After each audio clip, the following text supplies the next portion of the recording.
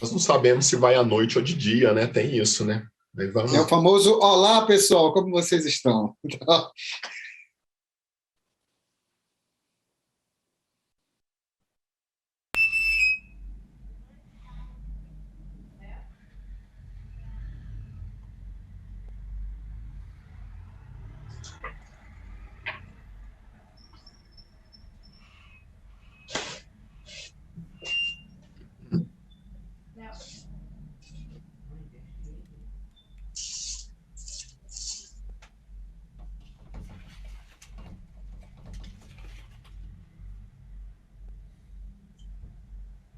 Com a conta da luz pro Léo ali, tu viu o condomínio? A Vá passou ali pelo cantinho ali, ele pegou, deu uma tristeza nele ali. Foi a, foi a passada de condomínio agora mais discreta possível. Ele disse, Léo, tá aí, ó, chegou, cara. Resolve aí. Aqui no meu vizinho tem um cachorro, cara, tá? De vez em quando ele faz, eu acho que o microfone aqui tá matando, mas se escutarem aí, não é a minha barriga. Eu tô sem comer, mas não é a minha barriga ainda não.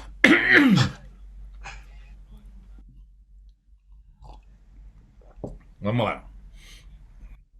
Obrigadão, Obrigado. Matheus. Cara, Olá, pessoal. Estamos aqui mais uma vez na 10ª edição do Fliarachá. E hoje eu tenho a honra de conversar com dois autores que eu admiro muito, Léo Cunha e Tino Freitas. Bem-vindos ao 10º Fliarachá. Olha só, o meu plano hoje é falar do novo livro dessa dupla, O que é preciso para ser rei. Mas antes de chegar nesse assunto, e tem outro também, além desse assunto, tem também uma música nova na área. Então, antes de chegar nessa nova música e nesse livro, eu gostaria de fazer algumas perguntas para os colegas, aproveitar esse momento. Gostaria de começar com Léo Cunha, porque, Léo, esses dias eu estava vendo uma live sua e você disse, do ano passado, na verdade, você disse que tinha chegado na marca dos 60 livros. Já andou mais ainda essa marca? Como é que tá? Bem-vindo ao Fleirachá, Léo. Obrigado, Noli. Bom dia, Tino. Boa tarde, boa noite para quem estiver assistindo aí. Olha, Noli, na verdade, eu não conto, não sei muito bem a conta dos meus livros, não. Quando eu tinha 3 ou 4, 5, eu sabia direitinho. Lá em 1990 e poucos, né, cara? Eu tô completando ano que vem 30 anos de livros infantis, né? Meus primeiros livros foram lançados em 93. Então, no início eu sabia. Hoje em dia eu não vou saber quantos que são. Tem muito tempo que eu não paro para fazer a contabilidade. Mas são muitos, muitos infantis, muitos juvenis, alguns de poesia, alguns de prosa, um livro de teatro, muitos de crônica, assim, para adolescentes. Então é uma produção bem variada e que, né, eu tenho muito orgulho dessa trajetória que eu estou construindo aí há 30 anos e quero continuar publicando durante, né, o resto aí da minha vida, enquanto eu estiver lúcido, e vou continuar fazendo meus livros. Tino, e você? Já perdeu as contas também? rapaz, é engraçado isso. Eu insisti mais do que o Léo, cara. Bom, primeiro eu quero dizer que é uma alegria estar aqui, mais um Fliarachá, o 10º, cara. Poxa, que coisa bonita a gente chegar, né, num número tão fechadinho, e que a gente chegue junto no 20º, né, essa torcida bacana, enfim, vamos juntos. Mas eu acho que eu contei, cara, até quando chegou assim nos 20 e pouquinho. Aí eu comecei a ter problema, mas era um problema de cognição mesmo, coisa de quem escreve para criança que de vez em quando se perde nas contas, né? O cara diz assim, nunca fui muito bom de matemática. Aí eu chegava e dizia, quantos livros você tem? Os meninos perguntam, né? Os meninos perguntam tudo, cara, é engraçado demais. Aí, quantos livros você tem? Aí você tem que dizer, eu tenho 22. Aí diz assim, qual foi o último livro que você lançou? Aí você mostra, né? Foi esse aqui. Aí a outra criança pergunta, qual foi o penúltimo livro que você lançou? Aí pronto. Aí daqui a pouco, o antepenúltimo, né? Aí eu digo, puxa vida. Aí eu parei lá pelo 20º de contar, mas eu acho que estou aí chegando nos 30. Estou trintando na literatura infantil. E, assim, acompanhando um tanto do Léo, porque o Léo, além de ser um grande amigo, e que presente que foi a nossa amizade, Léo, o Léo, ele tem uma produção que é um pouco diferente do que eu faço, que vai pela pluralidade de estilos literários, né? Então, o cara, ele passeia muito bem com poesia. Eu estou aprendendo com o Léo um troço aí que é marcar a tal das sílabas poéticas. Rapaz, isso dá uma live de 5 horas, cara, para ver se eu aprendo pelo menos. E aí o cara vai para poesia, o cara vai para a prosa, e ele é o cara da crônica, bicho. A crônica do Léo é sensacional. E eu digo, uma hora eu vou. Eu estou lendo, né? Vou lendo para ver se uma hora eu consigo brincar com isso. Mas eu estou aí por volta dos 30 livros, um pouquinho menos, um pouquinho mais, mas nesse caminho que a gente tem é muito sazonal. Às vezes, as editoras estão ali porque tem um edital que favorece, então vamos fazer os livros agora, e às vezes tem uma seca, aí dá uma diminuída. A gente tem que se preocupar sempre, e acho que é o que o Léo faz também, porque quando a gente fala de quantidade de livros, assusta um pouco quem está assistindo a gente, mas é sempre a ideia de batalhar muito para que o livro saia com a melhor qualidade possível, né? Às vezes um livro demora 7 anos para sair, e às vezes tem livro que demorou 7, 5, 4, mas eles saem todos juntos. Aí você diz assim, poxa, o cara lançou não sei quantos livros de uma vez, mas é porque às vezes congestiona aí o processo. Mas é um tanto disso, querido. Às vezes também a pessoa assusta-se, não, olha, você já lançou 60, 70 livros, né? Parece excessivo, mas se você pensa que são 30 anos, né, de produção, aí lançando 2 livros por ano, às vezes 3, não tem nada de excepcional, porque Não, os livros infantis são geralmente mais curtos, né? A gente acaba fazendo uma produção mais volumosa mesmo, mas de forma alguma, tanto eu quanto o Tino, quanto a maioria da turma que está na literatura infantil, a mas gente não descuida da qualidade, de jeito nenhum. Mas você viu, Léo, que você com 60 livros, eu com 30, a gente nunca aprendeu a fazer essa técnica ninja de passar o gato de um lado para o outro aí, que o Noli fez aí, né, cara? Essa técnica foi massa, cara. Eu acho que a literatura tem uns caminhos interessantes aí, ninja também, para fazer o troço, entendeu? São 8 gatos, uma hora um aparece na live, não tem jeito. Olha só, o Tino falou uma coisa, eu lembrei esses dias sobre a versatilidade do Léo. Esses dias eu estava ouvindo um podcast, porque agora eu estou na onda do podcast, e o professor Pasquale Cipro Neto estava falando sobre palíndromos. E aí a referência que ele usou foi o Léo Cunha. Léo, você tem feito um trabalho super interessante no Instagram, nas redes sociais, com essa escrita de palíndromo. Como é que é isso, cara? Olha, eu gosto muito das brincadeiras poéticas como um todo, né? Assim, eu acho que a língua portuguesa, a língua em geral, mas a língua portuguesa é muito boa de a gente fazer essas brincadeiras. Então eu faço anagramas e palíndromos e, né, acrósticos inclusive Esses eu tenho um palavrões livro. todos, o Léo faz É, esses palavrões todos, cara, Inclusive, sensacional. eu tenho um livro que se chama Língua de Sobra e Outras Brincadeiras Poéticas, que é isso, Sim. cada página é uma brincadeira. Então, uma é um trocadilho, na outra é um palíndromo, na outra é um acróstico, na outra é uma outra brincadeira, um trava-língua, né? Eu acho uma delícia explorar, né, né, essas possibilidades lúdicas aí da poesia. E eu gosto de postar assim, despretensiosamente nas minhas redes sociais, só como uma brincadeira, uma provocação e um convite para quem quiser fazer também, né? Então, a maioria dessas brincadeiras poéticas que eu faço não vão para livro, são mesmo para compartilhar com os amigos. Mas no caso do Língua de Sobra, sim, eu quis juntar e fazer um de cada, e ficou muito bacana. O título do livro eu roubei do meu filho, porque ele chegou de uma festa com um saquinho de lembrancinha, com apito, pirulito, aquelas coisas, e tinha uma língua de sogra, né? E aí eu perguntei, ô Dedé, qual que você gostou mais? Ele falou, eu gostei da língua de sobra, com B de bola, né? E porque ele não conhecia o que era uma sogra. Ele tinha 4, 5 anos. Então, para ele, sogra era uma palavra estranha. Mas sobra, sobrar, é uma palavra que ele conhecia bem. E aí ele falou, é a língua de sobra. E eu achei aquilo maravilhoso, claro. E capturei e usei como título do meu livro de brincadeiras poéticas. Chama Língua de Sobra e Outras Brincadeiras Poéticas.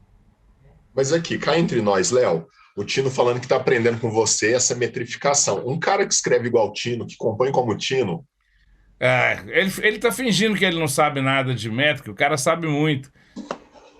Isso aí é. Uma coisa é a intuição. E aí eu não vou negar, eu tenho uma coisa muito intuitiva e isso funciona bem. Eu toquei muito tempo na noite antes de trabalhar com escrita, de assumir, de quando a profissão da gente é aquela quando você chega no hotel tem que preencher aquele negocinho, você diz, qual é a sua profissão, né? E aí eu demorei um tanto para botar escritor, né, cara? Porque, né? E sempre vinha o músico. Putz, né, cara, eu sou jornalista de formação, mas eu trabalho com música desde os 16. E acho que sim, a música, cantando, você acaba tendo uma percepção do que cabe naquele, né? Mas entender o que é a sílaba poética, que é diferente da sílaba comum, eu estou aprendendo com o Léo e tem sido assim muito, muito bacana, porque tem uma coisa que eu acho que todo escritor tem, e acho que se tiver escritor ouvindo a gente vai estar se identificando com isso. A gente tem sempre aqueles nossos primeiros leitores, né? Para quem a gente tem uma ideia, aí escreve aquela desse, rapaz, para quem é que eu vou... Porque a gente tem sempre dúvida, bicho. Não tem esse negócio que você está certo de que você fez aquela grande história e tal. Você tem dúvida o tempo todo, e que bom que a gente tem dúvida, né? E o Léo é um dos meus leitores ali, o negócio está ali tomando jeito, eu digo, pá.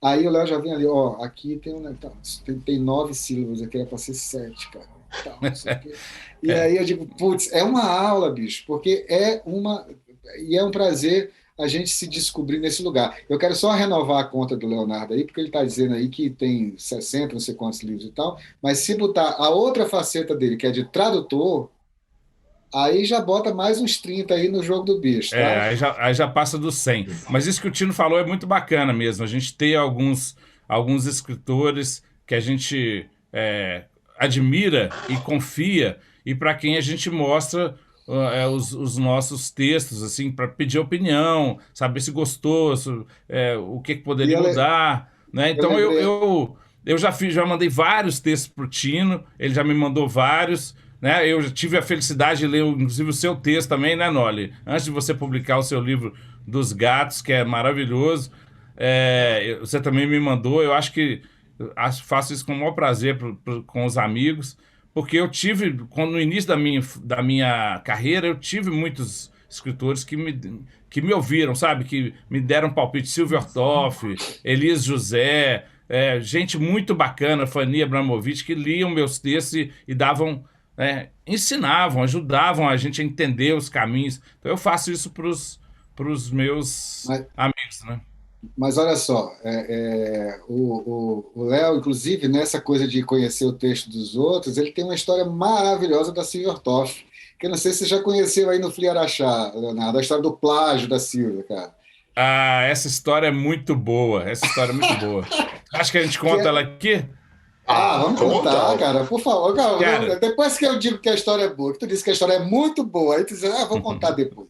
Aí não dá. Cara, é o seguinte, isso aí, anos 90, né, na época a Ediouro era uma editora que estava bombando, publicando muito, ganhando todos os prêmios. Tem umas ondas assim, né? Teve uma época que foi Ediouro, teve uma época que foi uma outra, Nova Fronteira e tal. E nessa época a Ediouro era que estava papando tudo. E eu estava lançando um livro lá.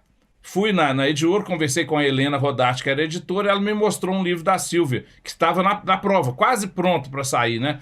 Ela chamava O Livro que Ninguém Vai Ler. Né? Tinha a ver com computador, a história era bem tecnológica, assim, que na época era uma novidade. E eu achei muito legal a história. E por coincidência, voltando do Rio para Belo Horizonte, a Silvia Ortoff tinha um evento aqui, e eu passei em Petrópolis, e passei lá na casa dela, peguei e trouxe ela de carona. E viemos conversando na estrada. Aí, o que você está fazendo agora? Tarará. Ela falou, eu acabei de escrever um livro que vai sair lá na Ediouro, e que é assim, assim, assim, o livro que ninguém vai ler. Aí eu falei, ela me contou um pouco da história, e eu fui, sacaneei ela, falei assim, uai, Silvio, mas eu acho que eu já li uma história assim, depois não acontece isso? Ela, depois não acontece isso, ela E ela foi ficando vermelha, até que uma hora ela parou e falou assim, plagiei! Ela era tão maluca que ela ela achou que era possível dela ter plagiado uma história que era totalmente dela, assim, não tinha a menor condição dela ter plagiado. Mas como eu sacaneei, ela falou, ih, plagiei. Eu acho que isso mostra muito o espírito, né, da Silvia, assim, ela era muito desapegada, criava muitas histórias assim que não, nem publicava só pra mostrar para os outros também. Quando Ah, a gente bicho. fez uma coleção dos 7 pecados capitais, a Silvia foi e fez 8. E aí ela mandou também para a mesma editora aí de Ouro e ligou para lá e falou: Mas eu tô muito preocupada porque eu tô contando aqui e eu tô achando que os 7 capitais são 8. Os 7 pecados capitais são 8, porque olha aqui, tem esse, tem esse, tem esse, tem a vaidade, tem o orgulho. Aí alguém prestou atenção: Ô Silvia, a vaidade e o orgulho é o mesmo pecado, você fez 2 vezes. Aí opa, então é isso. Então o mundo ainda estava nos eixos, né? Ela era uma figura Ah, maravilhosa. eu quero aproveitar que a gente falou da Silvia, e nós somos apaixonados pela Silvia. Eu acabei de sair de uma temporada do Firim Finfoca, que é um espetáculo com histórias da Silvia que eu musiquei. Eu abro com a música e vem uma colega contando a história. E assim, é tão rico o texto da Silvia que, por exemplo, uma das histórias que a gente conta é o Foi o Ovo uma Ova, que é uma grande questão de dizer, né, as grandes enigmas. É lógico que a ciência hoje vai dizer qual é a resposta e tal, mas para a criança que ainda não foi para essa aula de ciências, cara, o texto da Silvia vai chegar lá que porque é o galo, é a galinha e é o pinto, dizendo quem foi que nasceu primeiro, e o pinto quer dizer, não, foi o ovo que nasceu primeiro, e a galinha diz, não, fui eu que nasci primeiro, e essa conversa vai dizendo ali, e as crianças que estão assistindo e ouvindo aquilo, cara, elas participam para dizer, foi a galinha. Aí outra parte diz, foi o ovo. E aí o cara que disse que foi o ovo, depois disse que foi a galinha, porque pelo que está sendo explicado, cara, de tão rico e potente que é o texto da Silvia. Cara, a Silvia merece.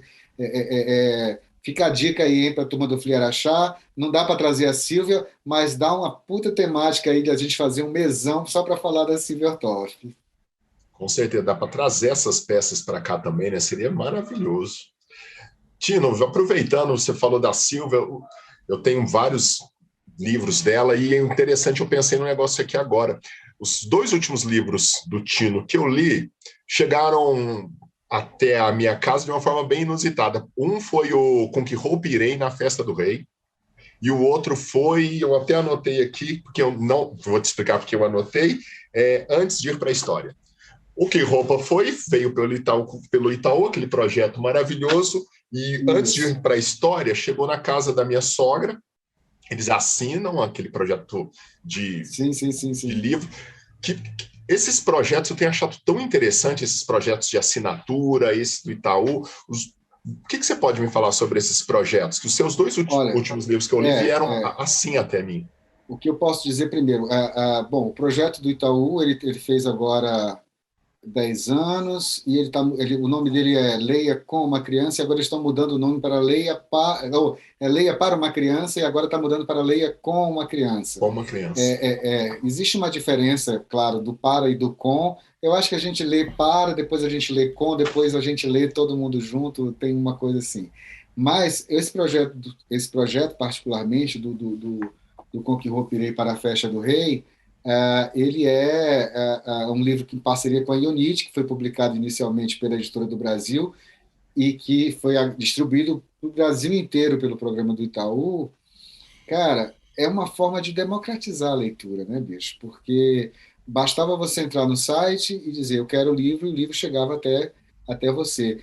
Eles separam uma parte dos livros, são muitos livros, cara, são 1.800.000 livros distribuídos para o Brasil inteiro. E eles colocam parte dos livros vão para algumas cidades que cresceram no índice eleitor lá, um índice que existe. Por exemplo, lá no Ceará, foi para uma cidade chamada Cascavel, e eu recebi depois o contato da prefeitura dizendo que as crianças estavam lendo o livro e tal, etc. e tal. Então, essa coisa de diversificar, de amplificar, porque nós não temos ainda, e vai demorar, embora a gente deseje muito, livrarias nas cidades, né? A maioria das cidades, hoje você pode até ter o interesse para pedir pela internet, Mas tem a questão também da curadoria. Então, a seleção, os livros que são selecionados pelo Itaú, eles passam por várias curadorias até chegar nos 2 de cada ano. E o clube de leitura, seja ele, vou falar dos principais aqui, dos 3 grandes clubes, que é o Leiturinha, que é por onde o Antes de Ir para a História foi, tem a Taba e tem o Quindim. Entendi. Esses 3 clubes, eles também passam por uma curadoria importante. E o que é que eles fazem com essa curadoria? Eles fazem com que aquele cara que está... A gente que mora em cidade grande, eu moro numa capital ou numa cidade maior, a gente não tem ideia do que é morar numa cidadezinha pequena, onde não tem... Então, esses livros acabam chegando... E o que que acontece com isso, cara?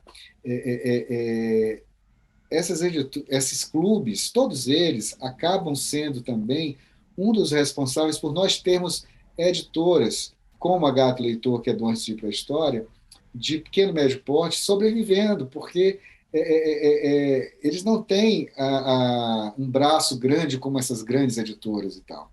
E quando vendem para os clubes, sejam ele qualquer um desses 3 ou outros, isso é uma facilidade que se tem. No nosso tempo de menino, eu fui assinante ainda, porque, enfim, eu tenho já um tempinho aqui de casca grossa, do Círculo do Livro, né? Chegava lá um catálogozinho, lá na casa do papai, no interior da Bahia, e a gente abria, folheava, escolhia os livros que queria. Tinha uma obrigação, você tinha que comprar, acho que era 1 livro, ou era 2 livros a cada bimestre. E se quisesse mais, beleza e tal. Então, o Clube da Leitura, ele vem para ajudar a democratizar, eu acho, o livro. E aí vai ter gente que vai dizer, mas o Clube X é melhor do que o Clube Y e tal, não sei o quê. Melhor para quem, cara? Saca? Quem é que diz o que é melhor? Sou eu que vou ler, que vou gostar do livro, né? A gente tem que ter essa brincadeira da liberdade. Inclusive, a liberdade do cara que é assinante receber o meu livro e dizer, poxa, eu não gostei desse livro, cara. Entende? E isso tem a ver com o Brasil, né? Da gente poder falar e divergir, mas divergir poxa, sem precisar ir além da palavra, né? Isso faz parte. Mas acho importantíssimo que ações como essas, acho que poderíamos ter mais ações governamentais de compras de acervo, de distribuição de livros para os estudantes da rede pública, por exemplo, em prefeituras diversas no Brasil inteiro, em governos estaduais, por exemplo, né? E eu espero que a gente em breve possa ter de volta um compromisso mais sério com o acervo que vai chegar às nossas crianças via governo federal. Gosto muito dessa ideia. Acho que o Brasil, pelo tamanho que a gente precisa cada vez mais democratizar o acesso ao livro. E isso, os clubes de leitura e projetos como esse do Itaú ajudam a gente a alcançar mais os leitores. Mas a curadoria realmente faz a diferença. Léo, o último livro seu que eu li foi engraçado. O Léo é um cara do humor, né? Muito bem-humorado, escreve sobre humor, entende tudo de humor, professores, fez trabalhos importantes, mas os 2 últimos livros do Léo que eu li foram tristes de fazer chorar. Emocionante. Um é Um Dia em um Rio, que é maravilhoso, que eu já li mais de 10 vezes, e o outro, Léo, que eu gostaria que você falasse é o Cachinhos Prateados, que é um livro, assim, para um cara que trabalha muito com humor, é uma pancada, não é, Léo? Olha, realmente eu tenho esses 2 lados bem distintos, assim, né? O meu doutorado foi sobre humor, eu estudei 4 anos, né? A narrativa cômica, os personagens cômicos, os heróis cômicos. Eu adoro humor, sempre desde pequeno. Mas eu também gosto muito de histórias emocionantes, né? Histórias que tocam o coração da gente, né, que mexem com a sensibilidade. Então eu não consigo optar por um desses lados.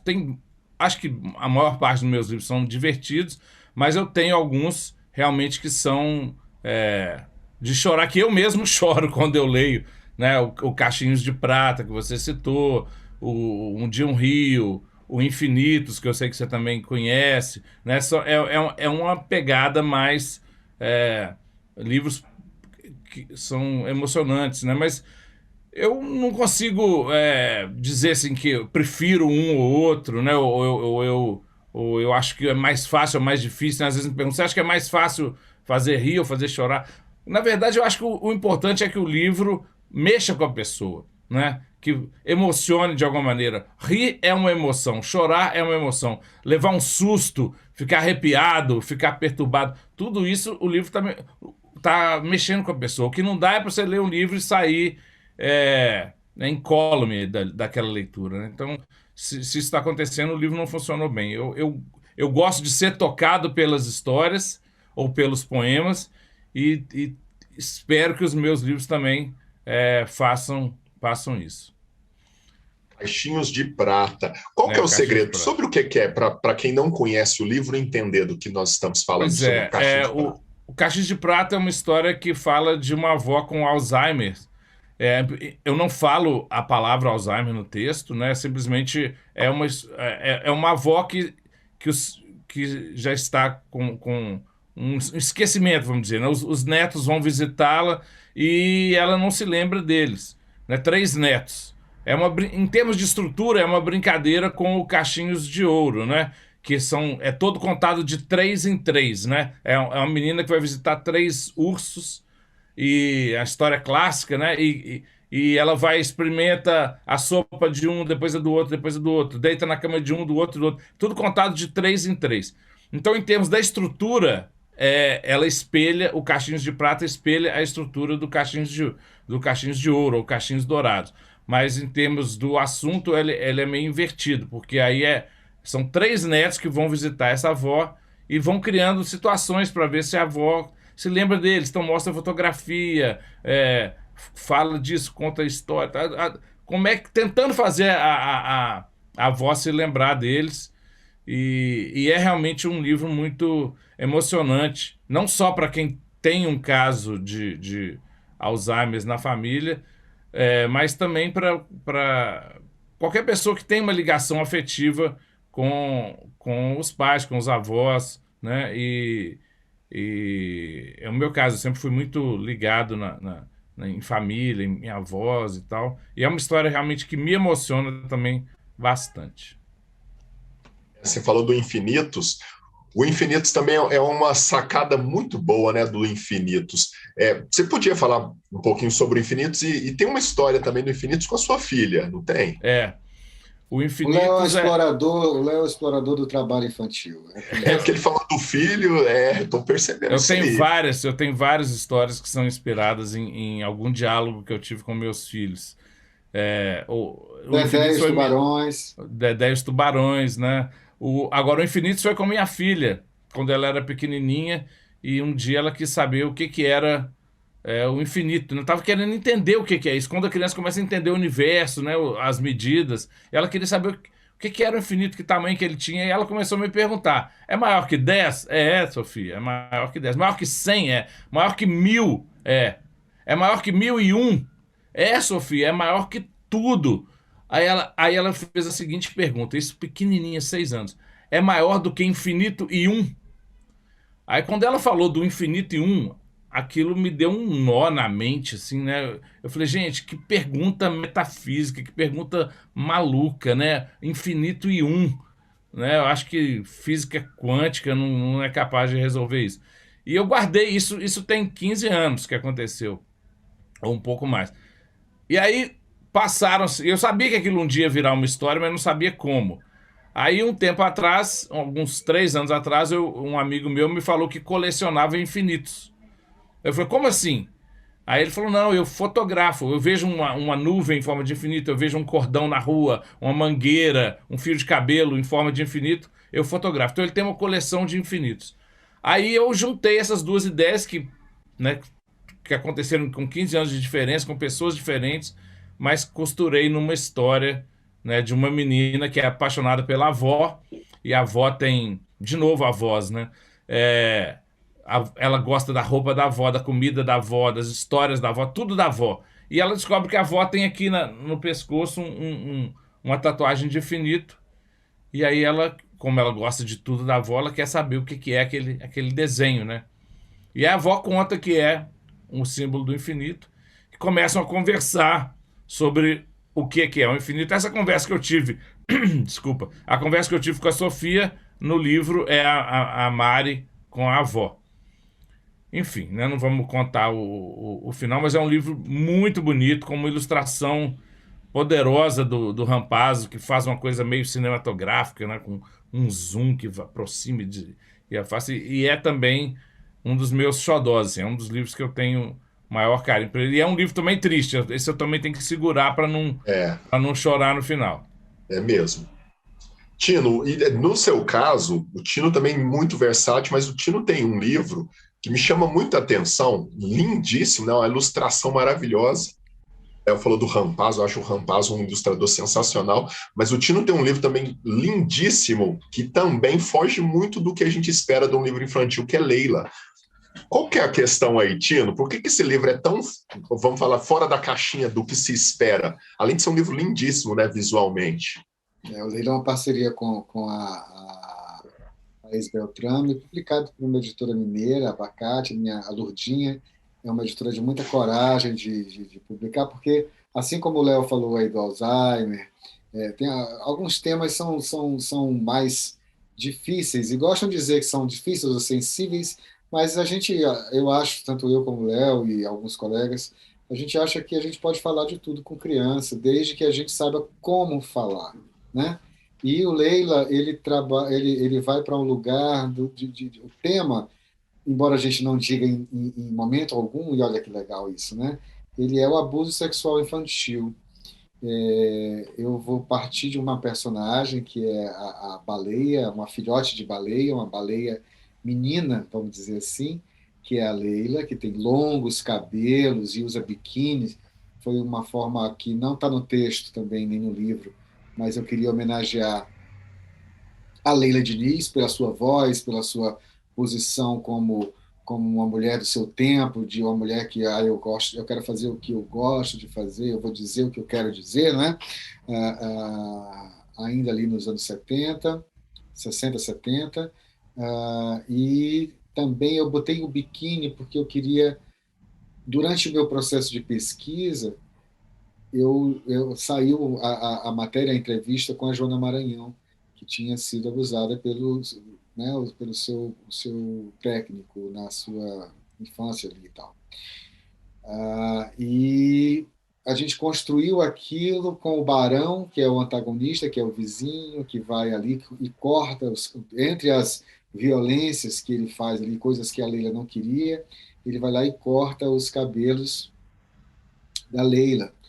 E a Leila fica muito triste, claro, e tal, ela cai, é uma metáfora, e é muito engraçado, e aí ela vai, porque ela não consegue dizer não, ela se sente sem voz, e ela, depois que ela sofre essa violência, ela encontra o apoio dos amigos, né, lá no fundo do mar, e ela descobre que ela tem uma voz, e que tem uma voz potente. O livro é cheio como você falou, cheio de segredinhos e cheio de metáforas e tal.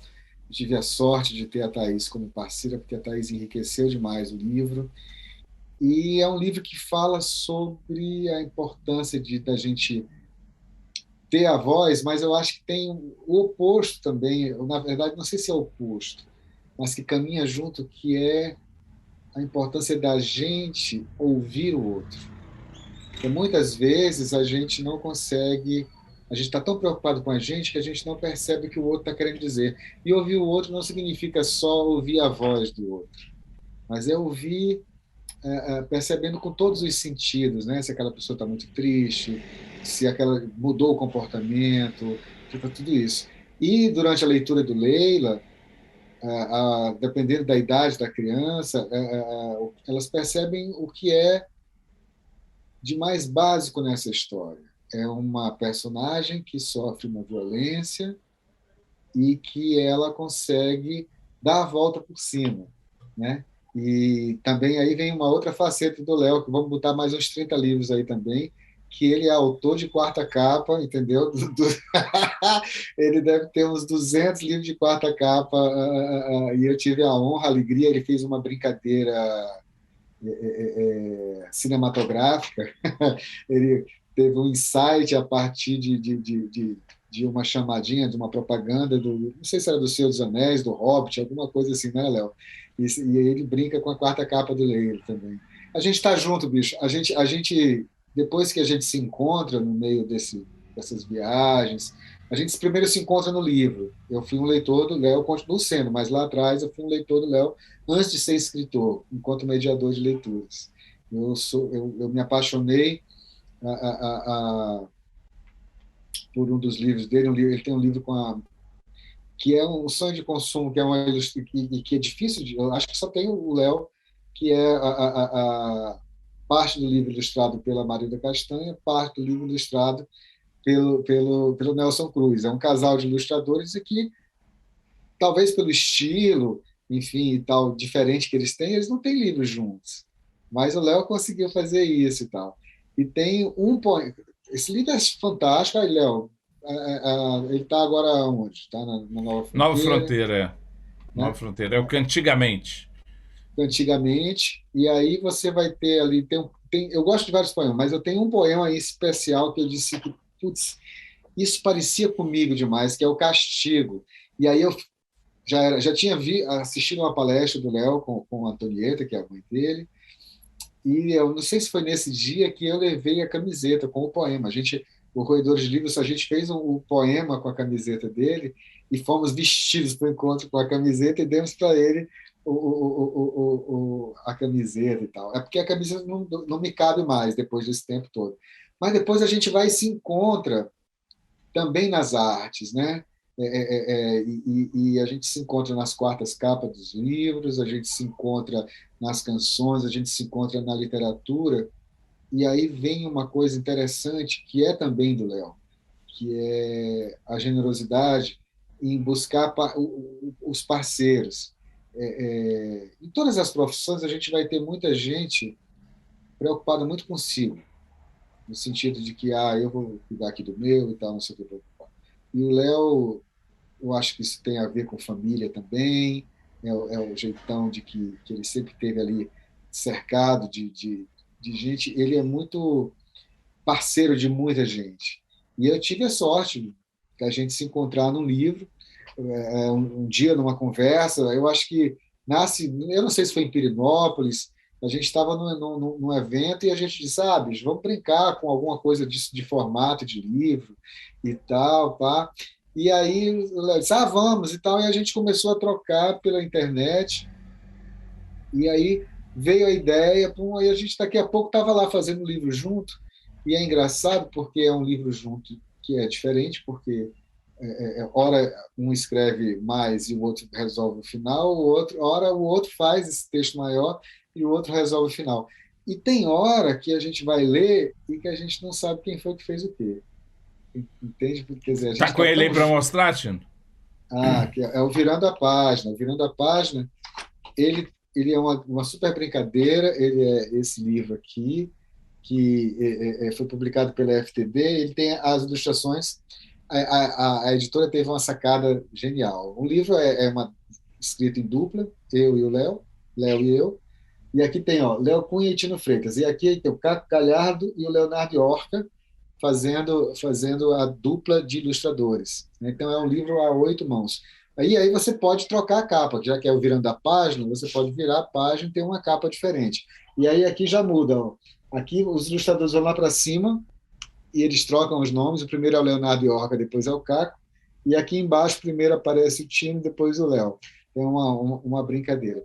E o Virando a Página é simples, assim, é a expressão virar a página. Né? Virar a página é quando você está ali fazendo aquilo ali e tal, de repente você diz, eu não quero mais isso, eu vou, né, mudar para outra coisa. Caçar um novo rumo. Caçar um novo rumo. Virou a página, pá. E aí a ideia era, um escritor, ou eu ou o Léo, a gente escrevia um texto sobre um personagem, e aí no final o personagem virou a página. E aí o leitor é convidado a virar a página também. E quando ele vira a página, tem a solução da história, para que rumo que foi aquele personagem, né?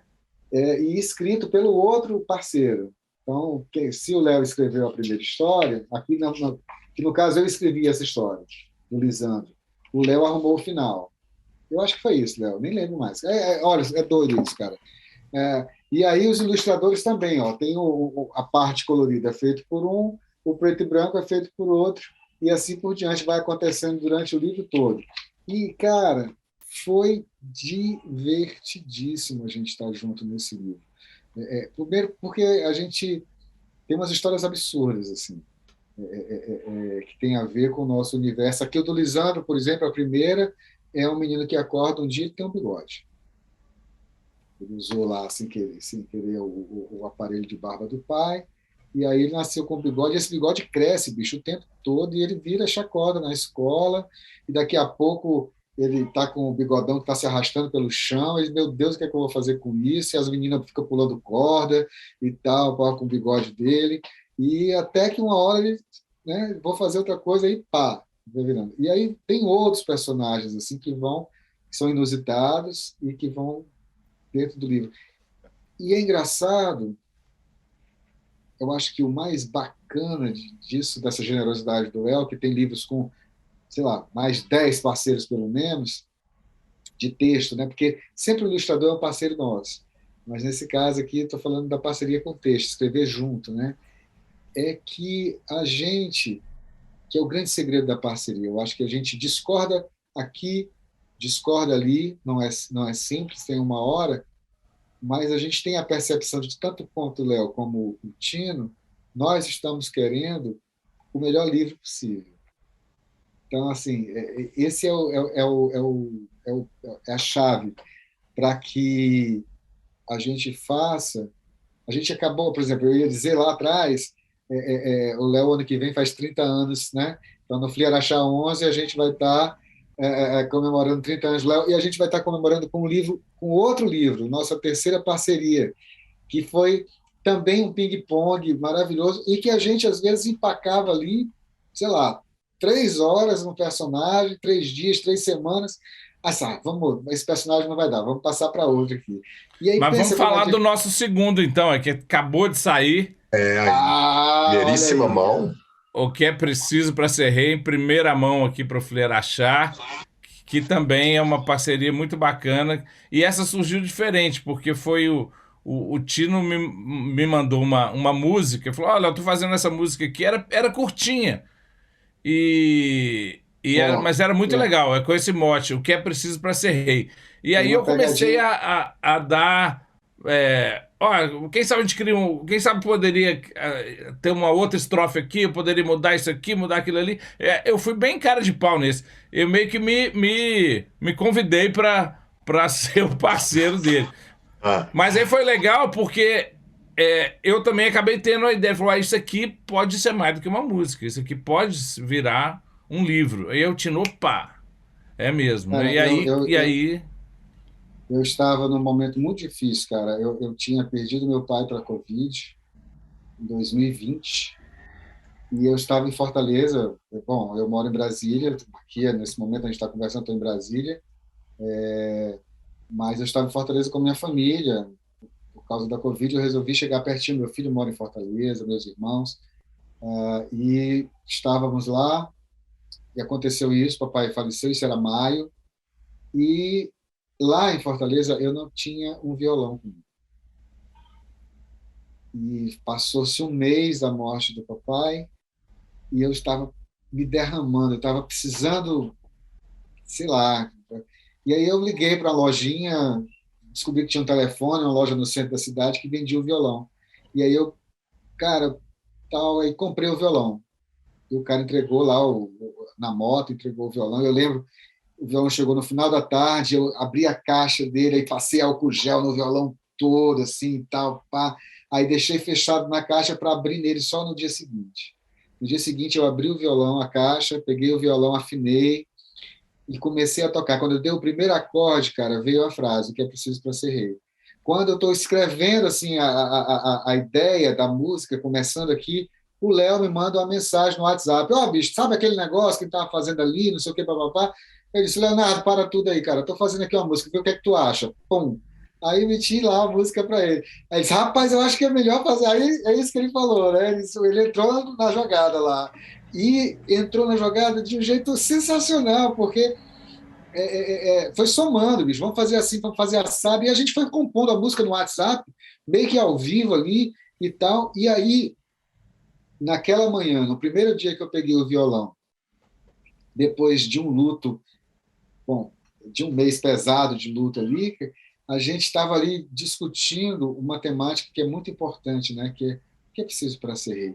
Porque o rei, essa é uma pergunta que eu acho importante da gente conversar com todo mundo, não só com as crianças. Porque o rei pode ser aquele cara que é o mandão, mas ele também pode ser aquele cara que vai dizer, ó, eu tenho a força, né? Eu tenho tudo aqui, mas esse tudo não é meu, esse tudo é nosso. Eu acho que é um tanto do que a gente quis colocar ali na coisa. E aí a gente fez a música, e quando a gente terminou de fazer a música, que estava redondinha a música, que eu fiquei assim, caraca, que massa e tal. Aí o Leonardo disse, bicho, se a gente esticar mais um pouquinho, tem um livro aqui. Olha só. Ele já é isso, percebeu ali o gancho para puxar. E aí a gente malhou mais um bocado, né? A gente foi discutindo. Diga aí, Léo. Eu acho não é qualquer música que caberia num livro, mas esse aí tinha um personagem interessante, né, um mote interessante. E eu acho que falar de rei tem muita gente que fala assim, mas falar de rei hoje em dia, qual que é o sentido disso, né?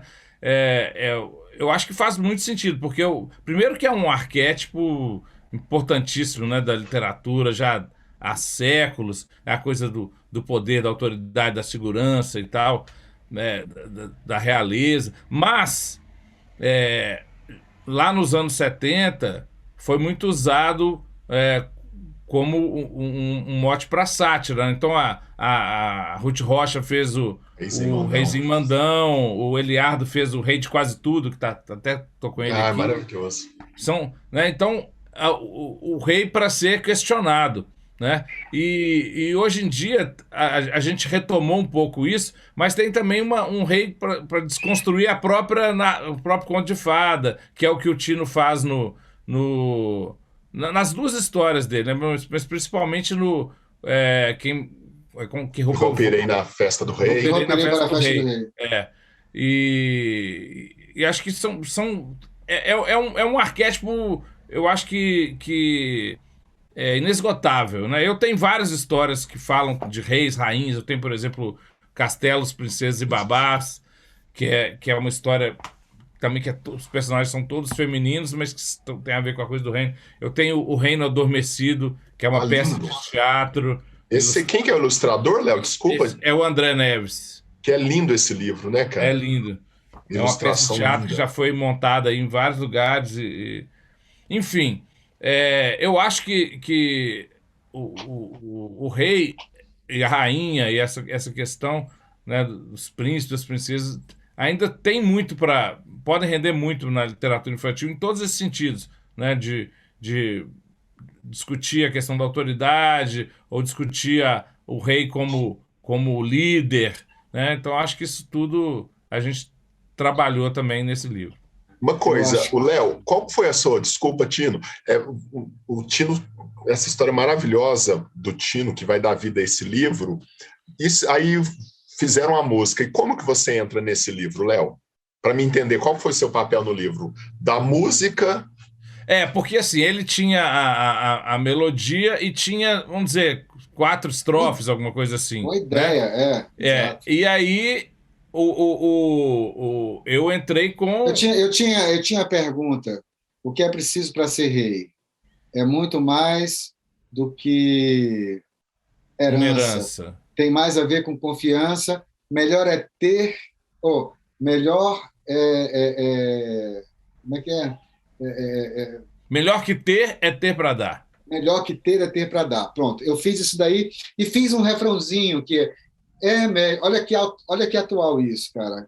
É melhor. Depois a gente melhora o refrão junto, mas era alguma coisa assim que chegou nesse lugar com o Léo também, né? É melhor pedir que mandar, por favor, não vá colocar no bolso o mundo inteiro, seja como for o seu lar, rei tem que brincar, Guerra só se for de travesseiro. Isso a gente fez em 2020, cara. Nossa, Entende? impressionante. Assim, parece que a gente está falando de hoje, né? Entende?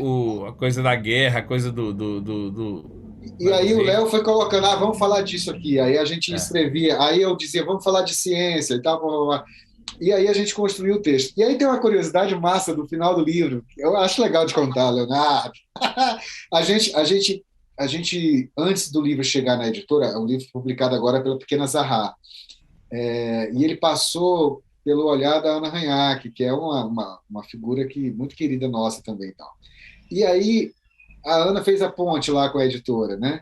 Só que eu e o Léo, nós modificamos o texto. Nós tiramos Mais uma umas vez, estrofes né? Pela milésima pois vez. é, a gente fez a versão final número 437. E a Ana Ranhac tinha a versão final 436 e tal. E aí a gente, tranquilo, o livro foi, a gente teve a parceria do Fernando, do Fê, e aí o Léo mostrou o livro, eu vou mostrar aqui a prova gráfica, porque aí fica maior o desenho. Olha essa Que ilustração lindo. do Fê, cara, Caramba. que é essa partilha da flor. O livro todo vai brincar um pouco com essa coisa da partilha da flor e tal. E aí mandaram o texto lá para o Fernando, aí chega para nós o último PDF, aquele que foi para a gráfica, ou que vai para a gráfica, quando você disser ok, vai para a gráfica, com o Fernando fazendo todos os desenhos. Cara, aí a gente disse, meu Deus do céu, É a fizeram versão 436 e não 436. 437.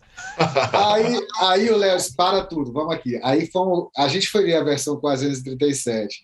Cara, nós dois tivemos a mesma impressão. Ainda bem que foi a versão 436. Porque a gente desmelhorou o livro na 437, entendeu? Foi um golpe de sorte, assim, porque Completamente, cara. naquela última mudadinha que a gente deu, a gente tinha dado uma piorada no texto, mas felizmente, por uma sorte, o Fê ilustrou a versão Cara, 436. tem uma Que cena massa. que tinha. Tem uma cena, eu estou procurando aqui, tá, A gente gente? tinha tirado a cena mais linda, Da que é a ciência. da Tem, maçã, é. tem uma cena do Newton, pô, e a gente está discutindo ciência. Eu não tenho o texto da ciência, tá, cara, aqui de cor aqui para dizer. Quando Né? que chega? Depois, vocês me contam quando que chega, porque eu tenho Mas certeza olha que está todo só, mundo afim de saber. não, o livro está aí, já Essa está semana. disponível aí. Que Mas massa essa ilustração. olha só, cara, e a gente está falando de ciência aqui, né? Então tem a percepção do Darwin e a Não, gente vai do Isaac brincando. Newton. Do Isaac Isaac Newton, Newton da e maçã. tal. A ideia da maçã e tal tá ali, e junto com essa construção de que a gente tem que acreditar na ciência. Isso dito, claro, de uma forma poética e tal. Então, a gente vai brincar com isso o tempo todo, de colocar assim, olha, você ser o rei, a gente tem que passar por algumas etapas, entre elas é essa também, de caminhar junto com a ciência, né? Diz aí, Maravilha. Léo.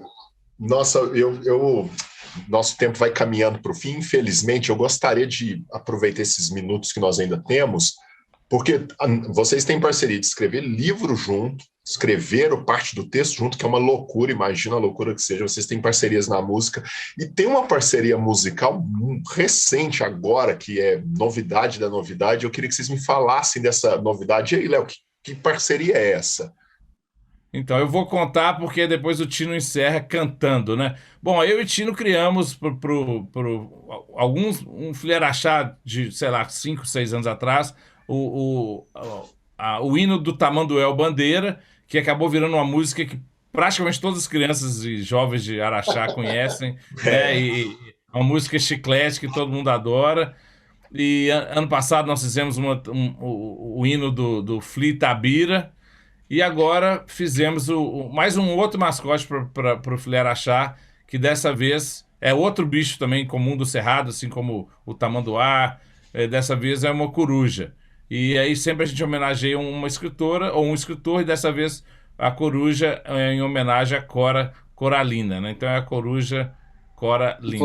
uma sacada do Léo, né, cara? O Léo teve essa sacada. Vamos brincar com a Cora Coruja E aí a gente chama ela de Cora, para brincar com coruja, e ela é uma personagem literária, assim como Tamanduel Bandeira, e que a ideia é que as crianças dentro do Fliarachá, elas sigam, continuem com essa percepção através da ludicidade da personagem, se aproximando da leitura, da poesia, do conto e tal, pá, né? A gente acha, e isso é uma grande sacada do festival, da festa, e a gente está muito honrado de continuar brincando com isso, porque música é um troço que o Léo já sabe disso, ele sem ser musicista, sem ser instrumentista, o poema que o Léo escreve, ele é muitas vezes muito musical.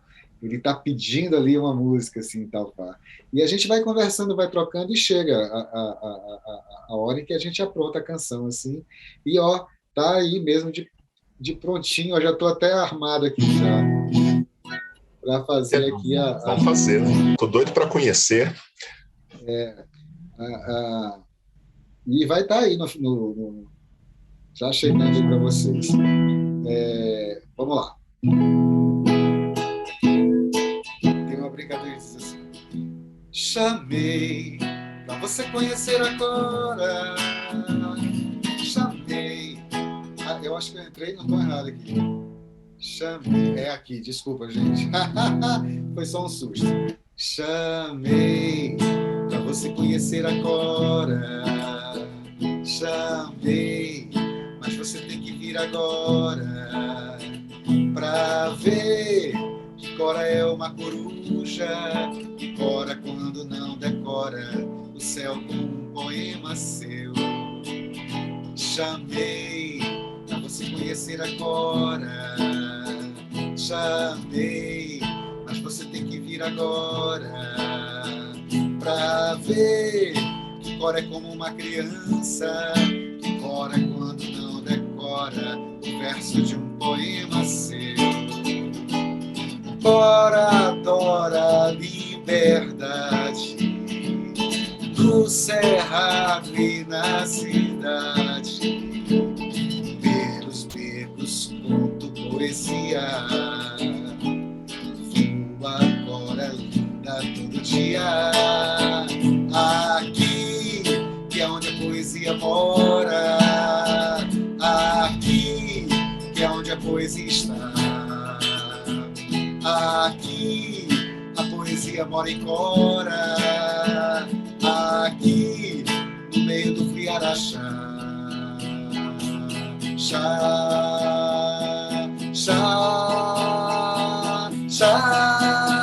Chamei pra você conhecer agora. Chamei, mas você tem que vir agora pra ver que Cora é uma coruja, que Cora quando não decora o céu com um poema seu. Chamei pra você conhecer agora. Chamei, mas você tem que vir agora pra ver que Cora é como uma criança, que Cora quando não decora o verso de um poema seu. Cora adora a liberdade no cerrado e na cidade, pelos becos conto poesia, voa Cora linda todo dia. Aqui, que é onde a poesia mora. Aqui, que é onde a poesia está. Aqui, a poesia mora em Cora. Aqui, no meio do Fliarachá. Aqui, que é onde a poesia mora. Aqui, que é onde a poesia está. Aqui, a poesia mora em Cora. Aqui, no meio do Fliarachá.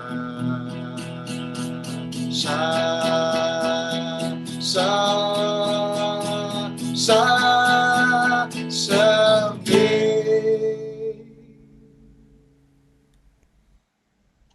Cara, que demais, sensacional, hein? Fechamos em grande estilo. Que música maravilhosa. Pessoal, olha, Tomara foi um que a prazer. meninada toda esteja cantando aí em breve. Tenho certeza, viu, Léo? Vai ser igual o Tamanduel. Eu chego na escola uma semana depois do Fliarachá, tá lá naquele silêncio da sala de aula, vem na cabeça do menino o refrão do Tamanduel. De vez em quando alguém, opa, canta. Vai ser a mesma coisa. Pessoal, foi um prazer, viu? Vocês sabem, eu sou leitor dos dois, eu vejo os dois como uma grande referência, Léo e Tino. Que prazer estar aqui com vocês. Agradeço. Deixo aqui para vocês darem as palavras finais. Olha, querido, é sempre uma alegria imensa. Eu acho que sou fã do formato que é o Fliarachá. Acho que o Fliarachá ele tem uma potência como disseminação da leitura, do gosto e dos encontros. Fiz muitos amigos, estamos juntos também nessa brincadeira e é uma alegria mesmo estarmos juntos aqui também nesse formato e que a gente possa em breve se encontrar para tomar aquele cafezinho e colocar mais conversa ainda em dia. Diga aí, parceiro. É isso aí. Eu também quero agradecer o Noli, né, por esse papo tão gostoso, agradecer o Afonso por esse projeto fantástico, toda a equipe, e dizer que estou com muita saudade de Araxá, né? Eu tenho anos que eu vou em todos os Fliarachás e estou doido para voltar aí. Um abração, gente. Até já. Obrigado a todos vocês que nos acompanharam até aqui. Conversei com Léo Cunha e Tino Freitas aqui na 10ª edição do Fliarachá. Até mais.